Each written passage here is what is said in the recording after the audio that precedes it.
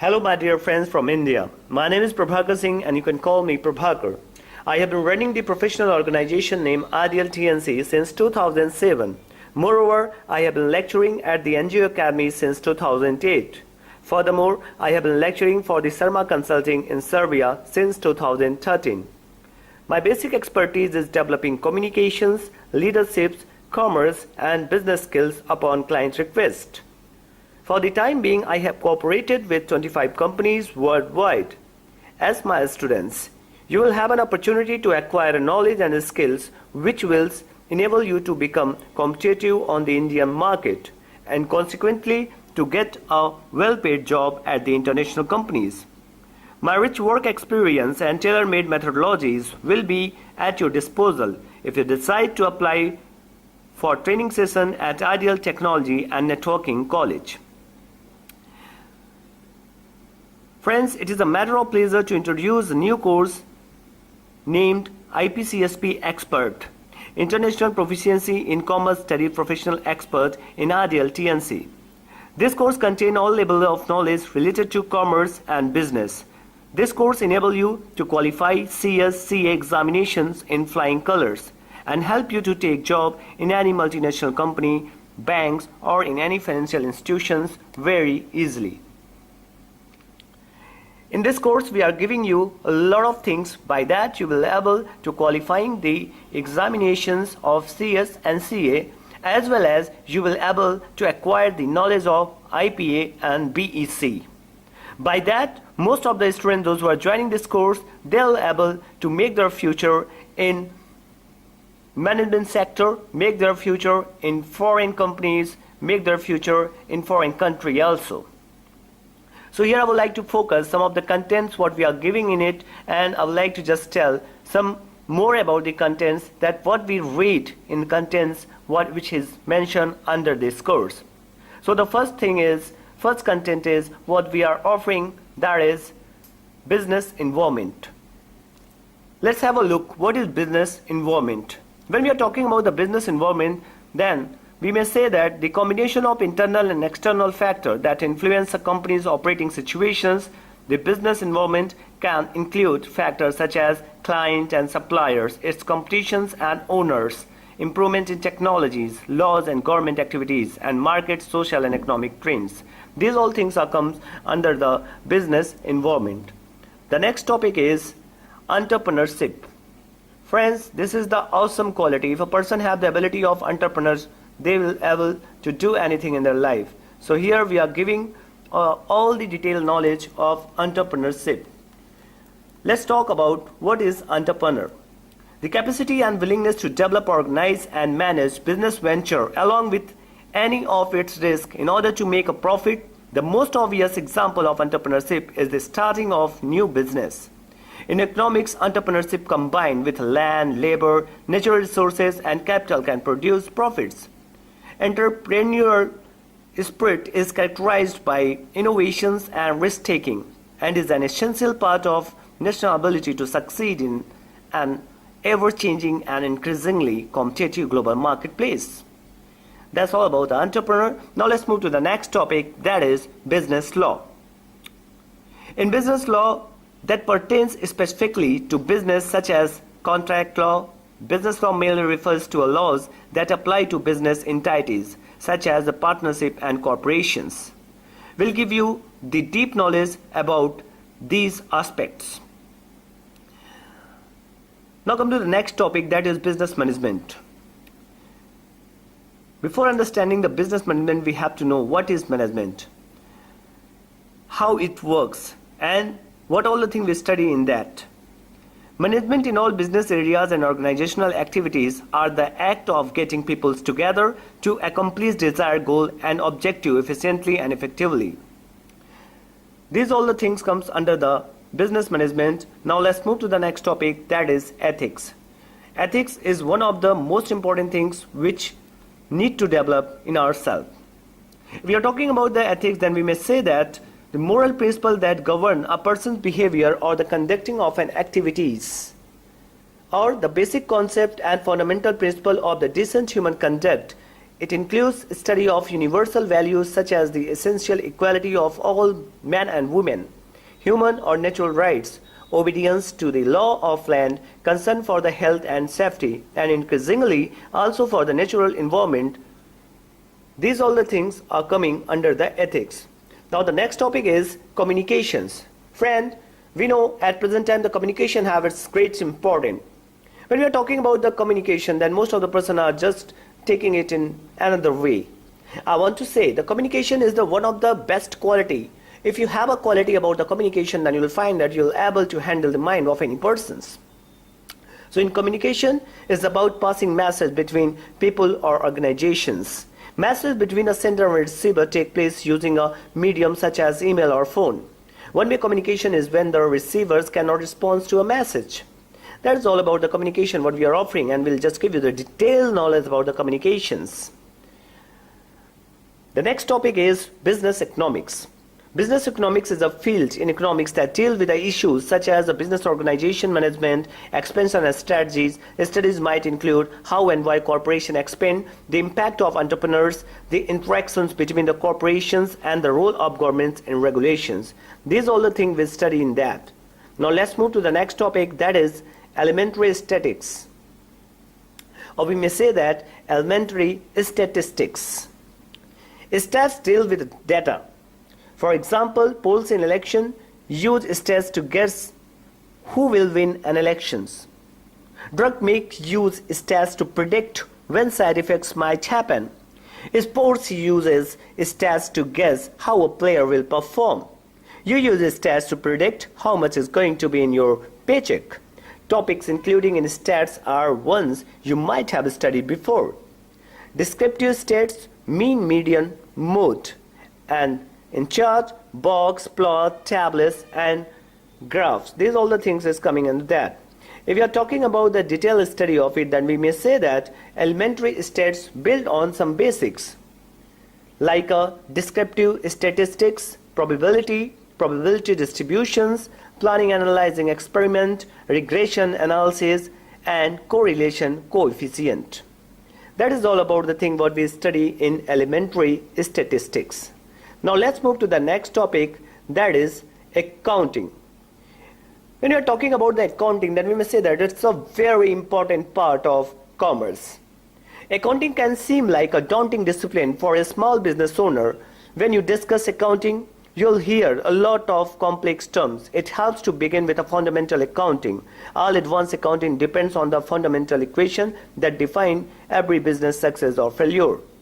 Learn the ins and outs of the fundamental accounting so you can get a handle on the primary financial function of your small business. So in this section we are giving you the fundamental of economics. When you're talking about the economics, then there's several points we have to keep in our mind that comes under the economics. The first one is method for recording transactions. Second one is keeping financial record. Third one is performing internal audit. Fourth one is reporting and analyzing financial information to the management and advising on taxation matters. It is a systematic process of identifying, recording, measuring, classifying, varying, summarizing, interpreting, and communicating financial information. It reveals profits or loss for given period and the value and natures of a firm, assets, liabilities, and owner equity. Accounting provides information on resources available to a firm, the means employed to finance those resources, and the result achieved through their use.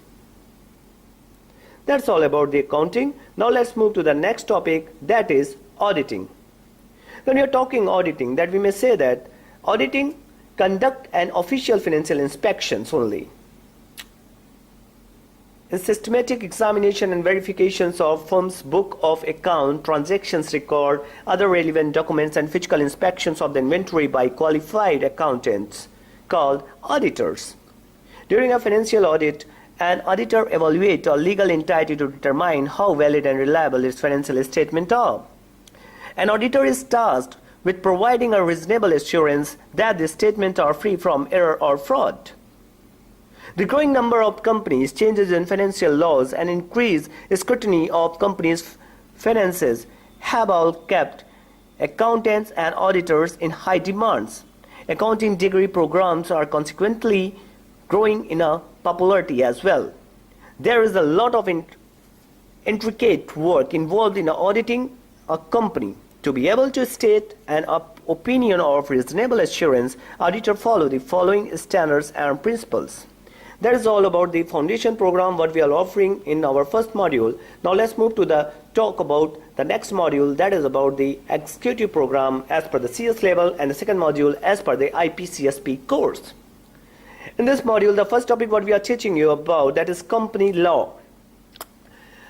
If we are talking about the company law, then we'll find that the company law is consist the field of law concerning companies and other business organizations. This include corporation, partnership, and other association which usually carry on some form of economics or charitable activities. Legislation under which formation, registration, or incorporations, governance, and dissolution of a firm is administered and controlled. These all aspects we learn in detail in this section.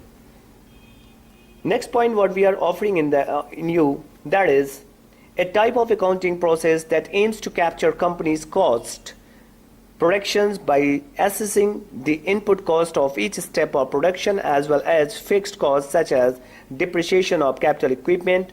Cost accounting will first measure and record these costs individually. The compare inputs results to output and actual result to aid company management in measuring financial performance. These are all the things which concern with the cost accounting. Friends, I just want to say that when we are talking about the cost accounting, management accounting can be considered as an extension of the cost accounting management. Accounting utilizes the principle and the practices of financial accounting and cost accounting in additions to other modern management techniques for efficient operation of company. The main thrust in management accounting is towards determining a policy and formulating plans to achieve the desired objective of management. Management accounting makes a corporate planning and meaningful. That is all about the management accounting and cost accounting. Now friends, let's move to the next topic, that is economics and commercial law.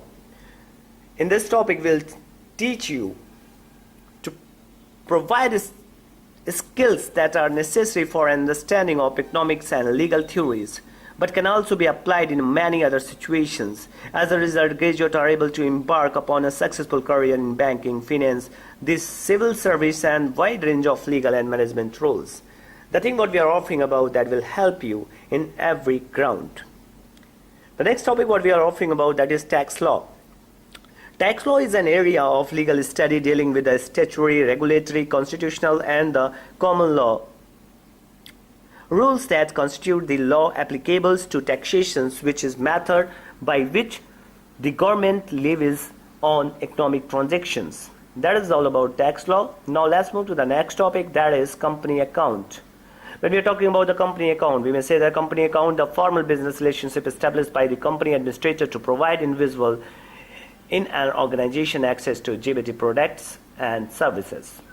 Or we may say that the company accounts are disclosure of the financial information of a limited company, usually provided in the form of a profits and loss account and balance sheet. Company accounts are usually filed annually. That are all the things we learned in the company account. Friends, let us talk about the new and very interesting topic, that is capital market.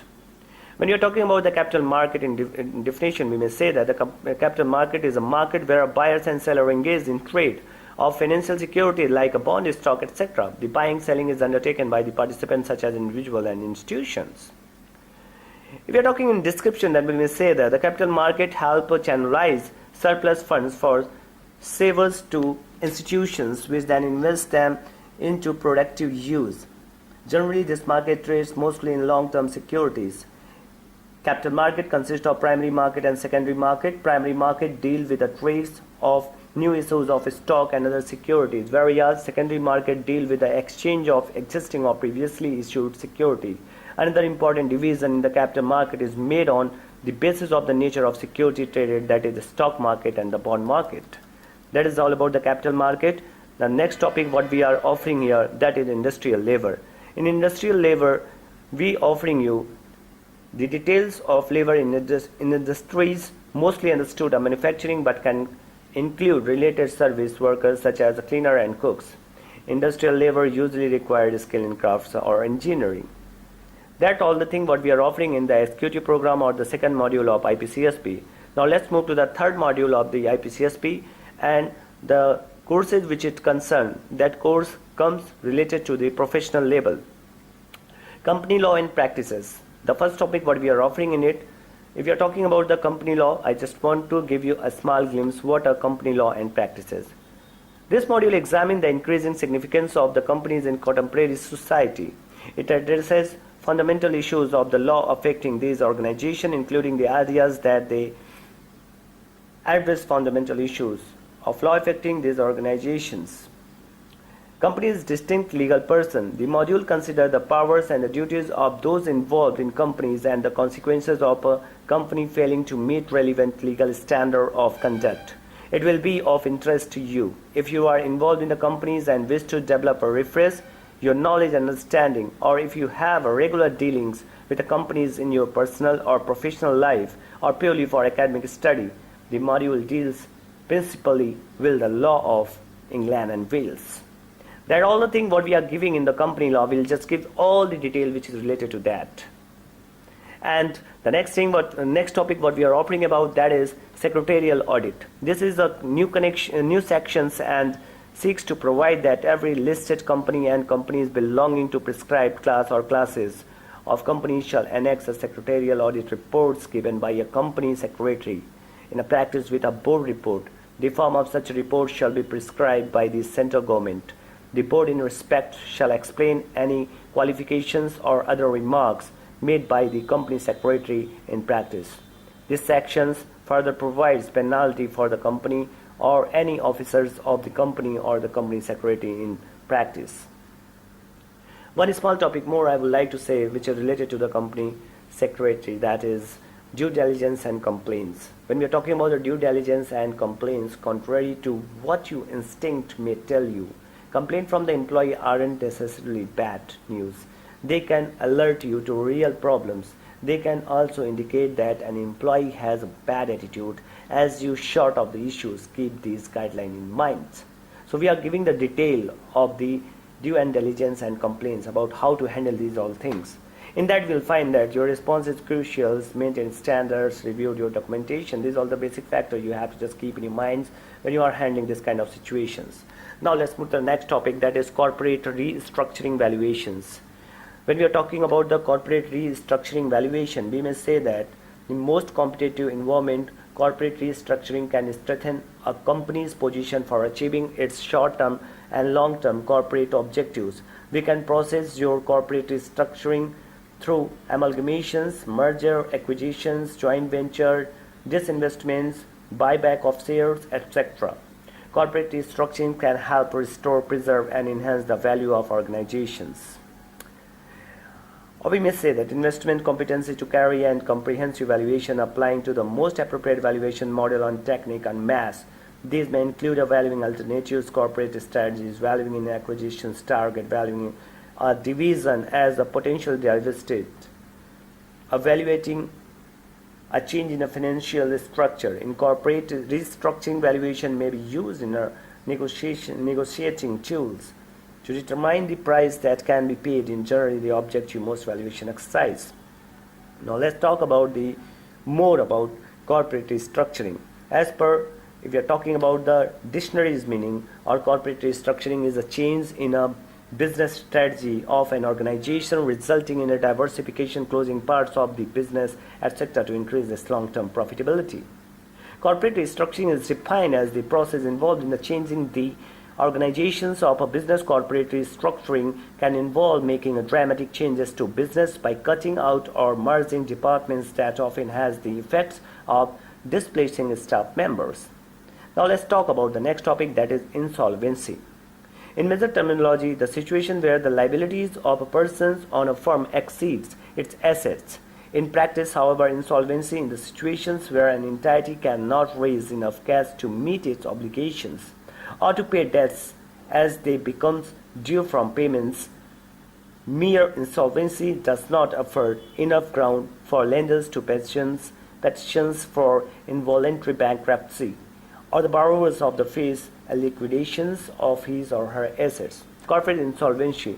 A company is considered to be insolvent if it is unable to pay its debts. There are two tests for the corporate insolvency: cash flow test and balance sheet test. We'll give all detail of it and point to point. The next topic is information technology. Friends, as you know very well that information technology play a very important role at present time. All the work is depend on the information technology. When we are talking about these applications, we find that we read about the computers, telecommunication equipment to store, retrieve, transmit and manipulate data. Often in the contact business, other enterprise, the term is commonly used as a synonym for computers and computer network, but it is also encompasses other information distribution technologies such as television and telephone. Several industries are associated with information technology, including a computer, hardware, software, electronics, semiconductor, internet, telecom equipment, e-commerce, and computer services. These are all the things we provide you in detail, and by that you'll just get a lot of better knowledge. Now let's talk about the next topic, that is treasury management. In treasury management, we just give you the meaning of it, objectives, significance, function and scope of treasury management, relationship between treasury management and financial management, role and responsibility of the chief financial executive, tools of treasury management, internal treasury controls, environment for treasury management, present status, treasury management India. These are all the things we are just offering you. Now let's talk about the next topic, that is forex management. In forex management, here we just learn about the nature, significance and scope of forex management. Forex management, we learn the foreign exchange market. Foreign exchange market rates, determinants of foreign exchange rates, codes, type of exchange rates, forex trading, foreign exchange risk, exposure and their management, exchange rate forecasting, present status of foreign exchange market in India. Now let's move to the next topic, that is the concept of business ethics. As we have discussed earlier also, here we are just giving you the more detailed knowledge about the business ethics. Business ethics is a form of applied ethics, is a broad sense. Ethics in a business is simply the application moral or ethical norms to business. Business ethics refers to a code of conduct which businessmen are expected to follow while dealing with others. Code of conduct is a set of principles and expectations that are considered binding and any persons who is members of particular groups. The alternative name for code of conducts are code of ethics or code of practice. These all the things that comes under that, and we'll just give you the accurate knowledge which is related to business ethics. And the next point what we are just offering you, that is about the governance. You know very well about the governance, so here I would like to just focus some few points in this. The heart of the corporate governance is transparency, disclosure, accountability and integrity. It is to be boom. In mind that where mere legislation does not ensure good governance flow from ethical business practice. Even when there is no legislation, governance is a concern with the intrinsic natures, purpose, integrity and identity of organizations, with a primary focus on the entirety, relevance, continuity and fiduciary aspect. That all the thing we learn in this section. Now let's move to the next topic, that is advanced tax law. In advanced tax law, it refers to paying a part of your yearly taxes in advance. Advance tax is the income tax payable if your tax liability exceeds rupees 10,000 in a financial year. Advance tax should be paid in the year in which the income is received. Hence, it is also known as the pay-as-you-earn scheme. Advance tax is applications when an individual has sources of income other than his or her salary. For instance, if one is earning through capital gains, interest on investments, lottery, house, property, business, and the conceptual becomes relevant. Next thing what we are just teaching you, that is about the drafting of agreement, drafting of deeds, drafting of all the things which are related to business. We are just teaching you in deeply about the hypothecated deeds. These all things we are just offering. Importance of drafting and conveyancing for a company executive would be well imagined, as the company has to enter into various type of agreement with the different parties and have to execute various type of documentation in favor of the clients, bank, financial institution, employees and other constitution. With the knowledge of drafting and conveyancing, better instructions could be had by the corporate executive while seeking legal advice from the legal expertise in regards to matters incorporated in the documents to decide upon coverage and laying down rights and obligations of the parties therein. Knowledge in advance and the subject matter facilitate better communication, extractions of more information, arriving workable solution and facilities settlement of the draft document, engrossment and execution thereof. Knowledge of drafting and conveyance for the corporate executive is also essential for doing documentation departmentally. Drafting is a legal sense means on act of preparing the legal document like agreement, contract, deeds, etc. Now have a look on pleadings also. Pleading is a formal written statement of party's claim or defense to another party's claims or civil actions. The party's pleadings in a case define the issues of the adjudicated in actions. Now let's talk about the next topic, that is bank law and practices. Bank regulations are a form of government regulations which subjects banks to a certain requirement, restrictions and guidelines. The regulatory structure creates the transparency between a banking institution and individual and corporations with whom they conduct business. These are all the things we learn under the bank law and practices. Now let's talk about the next topic, that is capital, commodity and money market. The use of specific commodity as form of money. Commodities such as gold and silver have been used for years as matter of payments. All has also become a precious resources that is used in this form. Money is a type of assets in economy that you regularly use to buy goods and services from other people's. Commodity money is a money consisting of commodity that has intrinsic values. A commodity is a physical item that is readily interchangeable with another item of the same type. Intrinsic values means that a commodity has a value even if it is not used as money. In times of economic turmoil, such as a severe economic depression of the hyperinflations, people sometimes turn to commodity money instead of money authorized by the government. Commodity capital, a function, form of and the third stage in the circulations of the industrial capital. Commodity capital functions in the sphere of the circulation, acting the change from of value into the natural form. It is represented by a given quantity of commodities that are produced in the capital enterprises and designed for a sale. As expressed in terms of values, commodity capital consists of three elements: C, V, M, where C is constant capital, V the variable capital, and M the surplus value.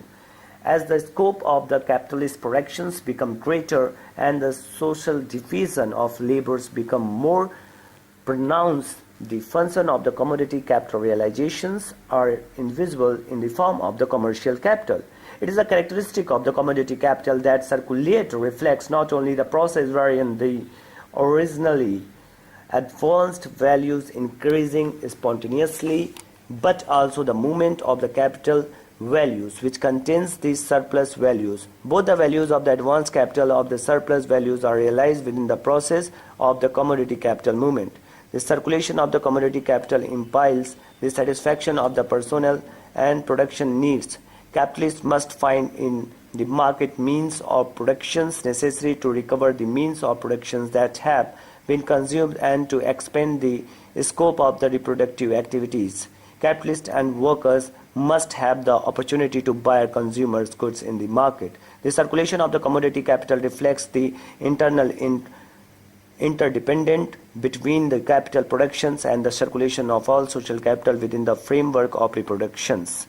The goal of the capitalist production is the derivation of the surplus value, and from the point of view, it does not matter to capitalists which use value by their produce.